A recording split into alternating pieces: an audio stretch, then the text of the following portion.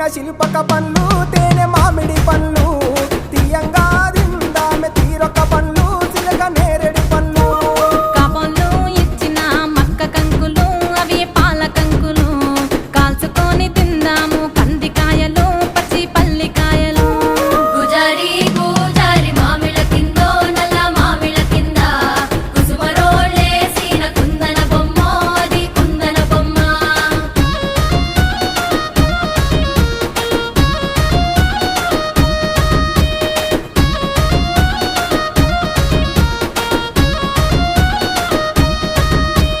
బెస్తలు పెట్టిన పచ్చి చేపలు అవి